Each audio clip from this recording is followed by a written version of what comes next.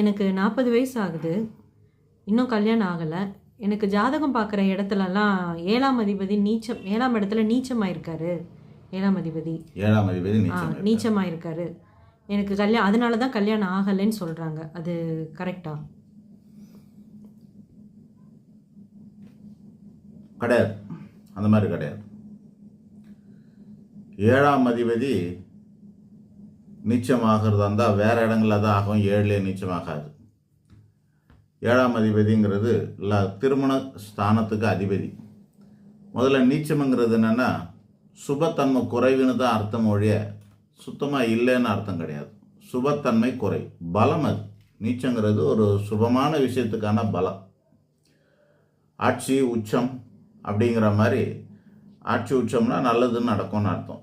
நீச்சம் அப்படின்னாக்கா நல்லது கம்மின்னு அர்த்தம், குறைவுன்னு அர்த்தம், இல்லைன்னு அர்த்தம் கிடையாது. இல்லைன்னு எதையுமே முடிவு பண்ண முடியாது. இன்னும் பல காரணங்களை வச்சு தான் சொல்லணும். இப்போ நீச்சத்தை பற்றி சொல்கிறேன். நீங்கள் என்ன ராசி லக்னம்னு சொல்லலை, இருந்தாலும் நான் நீச்சத்தை பற்றி சொல்கிறேன்.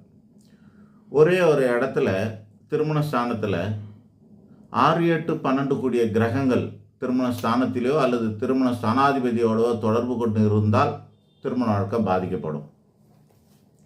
எப்படி? 6, 8, 12 ஆகிய 3 கிரகங்கள் ஒன்றாவது திருமண ஸ்தானத்திற்கோ அல்லது திருமண ஸ்தானாதிபதிக்கோ தொடர்பு ஏற்பட்டு இருந்தால் பாதிக்கப்படும்.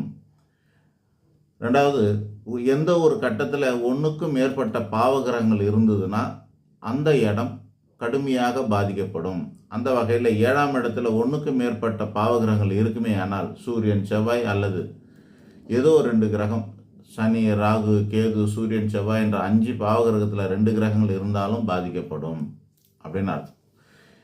ஆனால் 7ஆம் அதிபதி நீச்சமாக வர்றார் அப்படின்னா அது ஒரு 2 இடத்துல மட்டும்தான் இரட்டிப்பு பாதிப்பு தரும். மற்ற இடங்களெல்லாம் பலவீனமாகத்தான் இருக்கும்.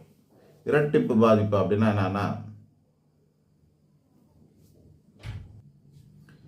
அப்படி எல்லா லக்னமும் எங்கெங்கே நீச்சமாகும் அது இரட்டிப்பாக கெட போகிறது அப்படின்றது ஒரு 2 அல்லது 3 இடங்களில் மட்டும்தாங்க அந்த மாதிரி கெட்டு போகும்.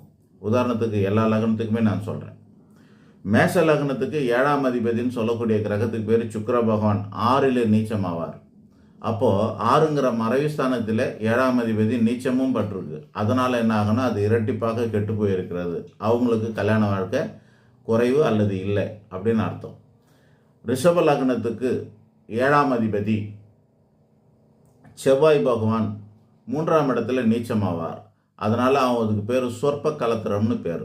ஸோ ரொம்ப கொஞ்ச காலம்தான் திருமண வாழ்க்கை இருக்கலாம் அல்லது இல்லாமல் கூட போகலாம். இதுதான் இரட்டிப்பாக கெட்டு